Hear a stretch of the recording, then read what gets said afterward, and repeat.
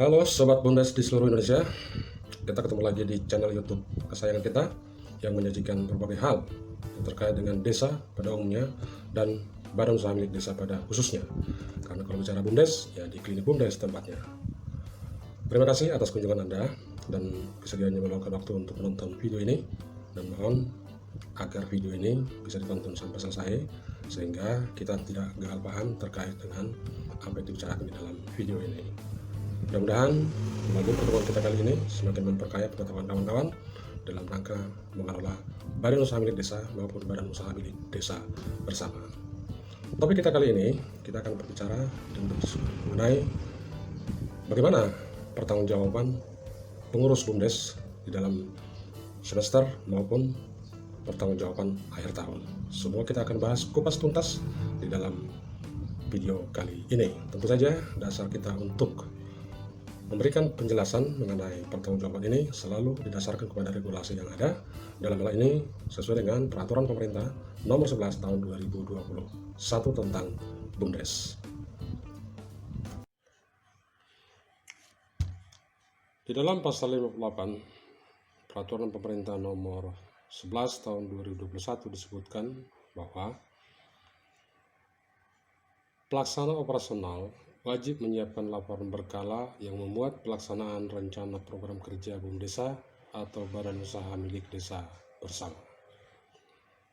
Pasal 2, laporan berkala sebagaimana dimaksud pada ayat 1 meliputi laporan semester dan laporan tahunan.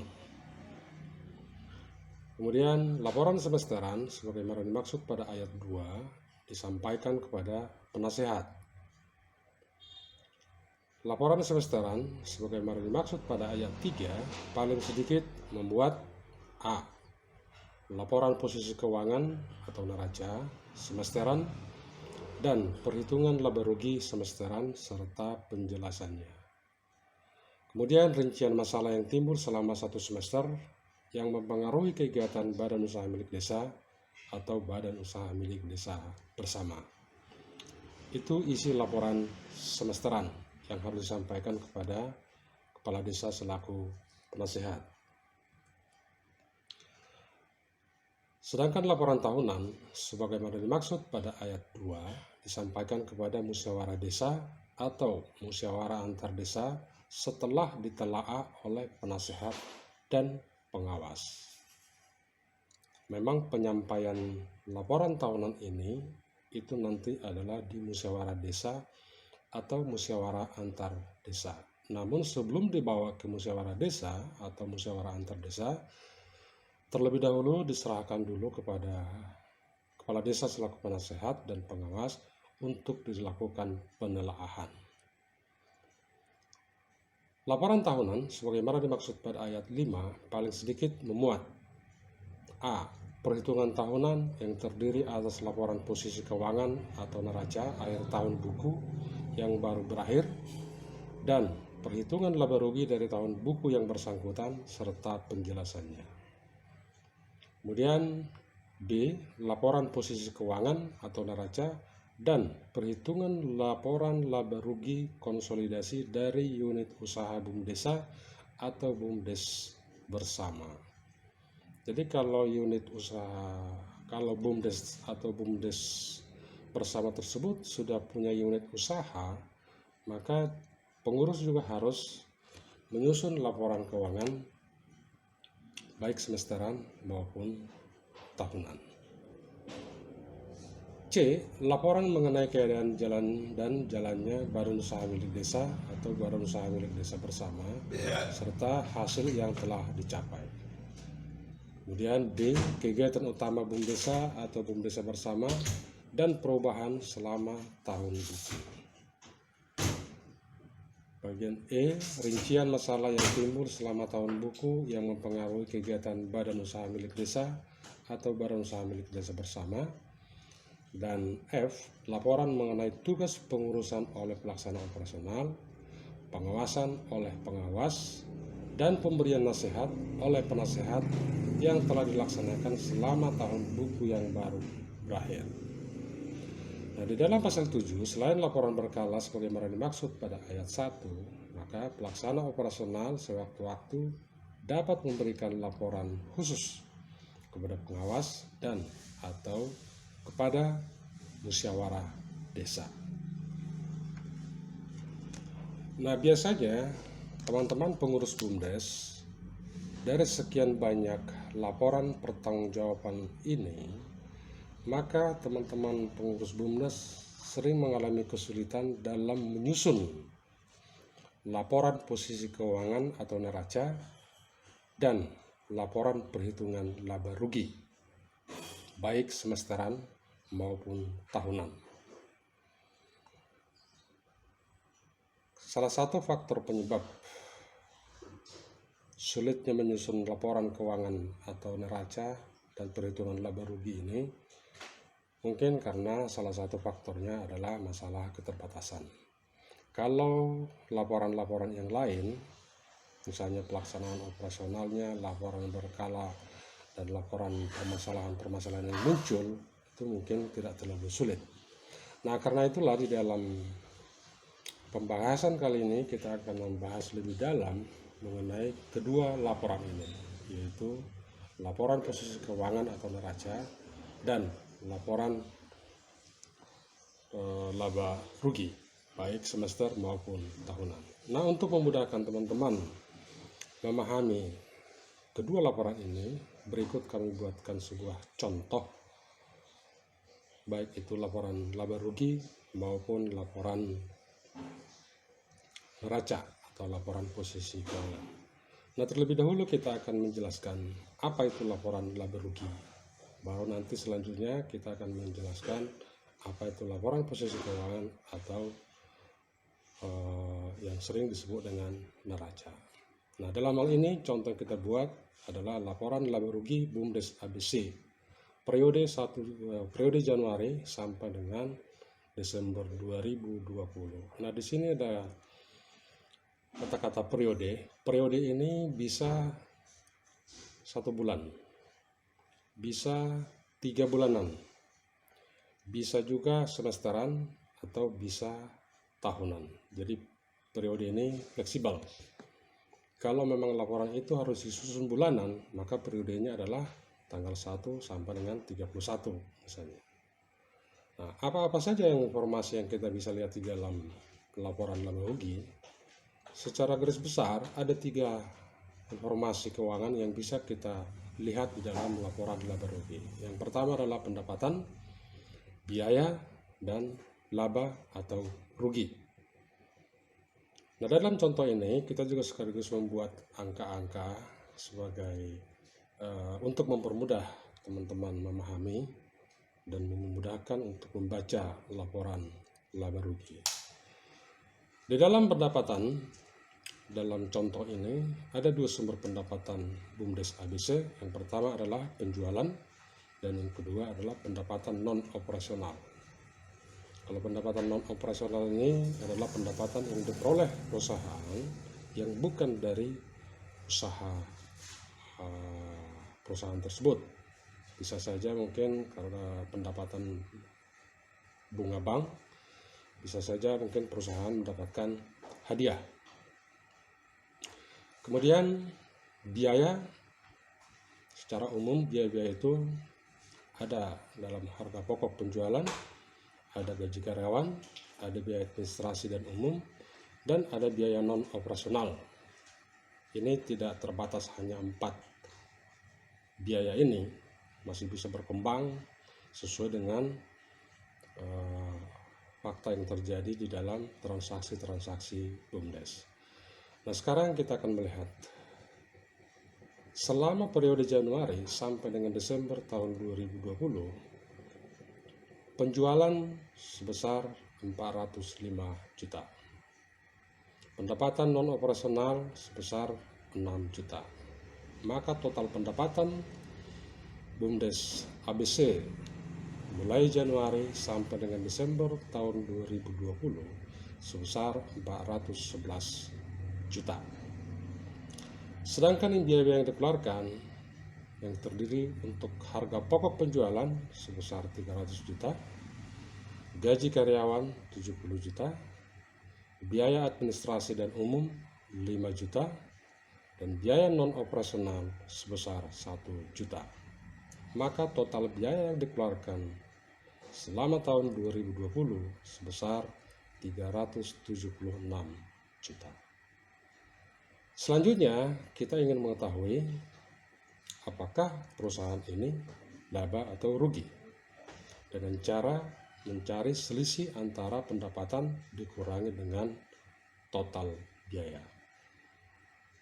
Dalam contoh ini, karena total pendapatan lebih besar daripada total biaya, di mana total pendapatan sebesar 411 juta, sedangkan biaya yang dikeluarkan hanya 376 juta, maka BUMDes ABC ini memperoleh keuntungan atau laba sebesar 35 juta. Inilah yang diperoleh perusahaan ini, keuntungan selama satu periode, yaitu Januari sampai dengan Desember tahun 2020. Demikian juga sebenarnya di dalam BUMDes tempat Anda mestinya ini harus disusun bukan hanya pada semesteran, tetapi sebenarnya ini harus disusun setiap bulan. Karena kalau sesuai dengan Peraturan Menteri Desa Nomor 4 tahun 2015, pengurus atau pelaksana operasional wajib menyusun laporan laba rugi dan neraca setiap bulan. Nah, setelah selesai kita menyusun laporan laba rugi, selanjutnya kita akan menyusun neraca atau posisi keuangan BUMDes ABC per 31 Desember tahun 2020.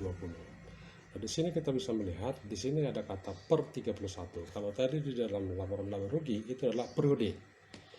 Tetapi kalau dalam neraca ini itu menunjukkan bahwa sampai dengan 31 Desember aktiva maupun pasifa BUMDes ABC ini adalah sebesar sekian. Nah, di dalam neraca kita akan bisa melihat secara umum ada dua di sini, yaitu aktiva dan pasifa. Aktiva itu bisa istilahnya bisa dibilang dengan harta, aset yang dimiliki oleh suatu perusahaan. Sedangkan pasifa ini adalah sebenarnya menggambarkan dari mana sumber dana untuk membeli aktiva yang ada di dalam neraca. Aktiva ini juga terbagi dua, yaitu aktiva lancar dan aktiva tetap. Aktiva lancar itu adalah aktiva yang bisa diuangkan di bawah 1 tahun. Sedangkan aktiva tetap adalah aktiva yang masa atau umur ekonomisnya itu lebih dari 1 tahun. Dalam contoh ini, aktiva lancar terdiri dari kas sebesar 5 juta, bank 30 juta, piutang 5 juta, dan persediaan barang ada 40 juta. Sehingga total aktiva lancar sampai dengan 31 Desember 2020 adalah sebesar 80 juta. Sementara aktiva tetap yang terdiri dari tanah sebesar 20 juta, mesin-mesin dan peralatan 25 juta, gedung nilainya 20 juta. Sehingga total aktiva tetap sebesar 65 juta. Maka sampai dengan 31 Desember 2020, total aktiva dari BUMDes ABC ini adalah sebesar 145 juta, yaitu penjumlahan total aktiva lancar ditambah dengan total aktiva tetap. Nah, sekarang kita sudah bisa melihat dalam bentuk apa saja aktiva tersebut.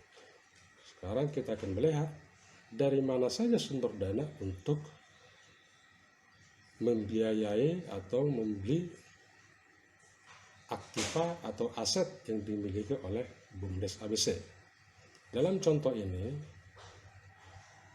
sumber dana dari perusahaan ini adalah hutang ada 10 juta, modal desa 100 juta, laba atau rugi tahun berjalan sebesar 35 juta. Dalam hal ini perusahaan ini memperoleh keuntungan sebesar 35 juta. Sehingga kalau kita jumlahkan hutang tambah modal tambah laba tahun berjalan sebesar 145 juta. Apa kaitan antara laporan laba rugi dengan neraca BUMDes ini? Kalau kita perhatikan bahwa di dalam laporan rugi laba, perusahaan ini memperoleh laba sebesar 35 juta. Maka angka yang 35 juta itu pun harus kelihatan di dalam neraca sebagai laba tahun berjalan. Jadi tidak bisa disusun ini secara tanpa hubungan. Inilah salah satu yang dimaksud bahwa dalam menyusun pembukuan itu harus sistematis. Jadi jangan sampai yang penting balance, ternyata setelah dicek dari laporan rugi laba ternyata tidak berkaitan sama sekali. Nah, salah satu permasalahan selama ini, inilah kedua laporan ini yang sering menjadi masalah ketika pengurus BUMDes atau BUMDes bersama menyampaikan laporan pertanggungjawaban. Mereka sering kesulitan untuk menyusun kedua laporan ini. Kalau laporan-laporan yang lain karena sifatnya adalah kualitatif, mungkin masih bisa mereka susun sesuai dengan kondisi yang ada. Namun kalau untuk menyusun laporan keuangan ini, memang ini tidak bisa direkayasa atau dibuat-buat. Semua angka-angka yang ada di dalam kedua laporan ini harus berasal daripada data-data transaksi yang terjadi dalam satu periode. Data-data transaksi itu juga harus dibuktikan atau dikuatkan dengan nota-nota atau bukti-bukti transaksi, baik itu bukti transaksi penerimaan maupun bukti transaksi pengeluaran. Dari bukti transaksi itulah disusun buku kas, disusun buku banknya, disusun buku piutang. Nah, dari buku-buku itulah nanti selanjutnya akan diintisarikan ke dalam kedua laporan ini. Jadi angka-angka yang muncul di dalam neraca maupun laporan laba rugi itu bukan angka yang muncul secara tiba-tiba, tetapi itu kalau ditelusuri ke belakang itu harus bisa dibuktikan secara akurat. Di kepengurusan BUMDes sering mereka ini lalai menyimpan nota-nota transaksi atau bukti-bukti transaksi yang telah mereka lakukan, sehingga ketika menyusun laporan keuangan seperti ini mereka sangat kesulitan untuk mencatatkan karena memang tidak ada lagi bukti yang tersimpan. Jadi faktor masalahnya itu sebenarnya adalah ketertiban administrasi dari pengurus BUMDes, entah itu bendahara, entah itu sekretaris, dalam menyimpan bukti-bukti. Kalau bukti-bukti itu sudah ada, maka sebenarnya tidak terlalu sulit untuk menyusun laporan keuangan ini. Tentu saja mungkin harus ada bimbingan dan pembinaan dari teman-teman pendamping desa. Nah, karena itu juga kami juga menawarkan ketika teman-teman kesulitan untuk menyusun laporan keuangan ini sebagai alat pertanggungjawaban, tim kami bisa nanti melakukan pendampingan langsung untuk membantu teman-teman menyusun laporan keuangan BUMDes. Tentu saja bukan hanya laporan keuangan semesteran atau tahunan, karena pada prinsipnya laporan keuangan semesteran maupun laporan keuangan tahunan itu adalah akumulasi dari laporan keuangan bulanan. Jadi seharusnya laporan keuangan ini harus disusun setiap bulan. Sebagaimana kami jelaskan tadi, memang di dalam Permendes nomor 4 2015 pun memang sudah diamanatkan agar pengurus BUMDes menyampaikan laporan keuangan secara bulanan. Nah, bagi teman-teman yang belum menyusun laporan keuangan, saat ini masih ada waktunya, karena kalau sesuai dengan PP 11 ini, laporan tahunan itu disampaikan selambat-lambatnya 6 bulan setelah tahun buku berakhir.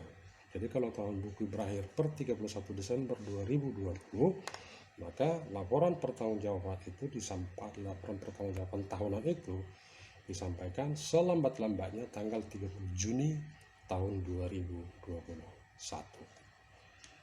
Mungkin itu yang bisa kita jelaskan terkait dengan laporan pertanggungjawaban ini, khususnya laporan keuangan untuk kali ini. Jika ada pertanyaan dari kawan-kawan, kita sudah menyiapkan di nomor telepon yang tampil di dalam layar handphone atau di dalam YouTube ini. Demikian pembicaraan kita kali ini terkait dengan penyusunan laporan pertanggungjawaban BUMDes maupun BUMDes bersama. Dan semoga video kita kali ini bermanfaat buat kawan-kawan dalam rangka menyusun laporan pertanggungjawaban baik semester maupun laporan akhir tahun. Akhirnya saya Romulo Merpaung ucapkan terima kasih banyak atas perhatian Anda, dan jangan lupa like and share untuk kita membuat video-video selanjutnya di Klinik BUMDes. Karena kalau bicara BUMDes, ya di Klinik BUMDes tempatnya.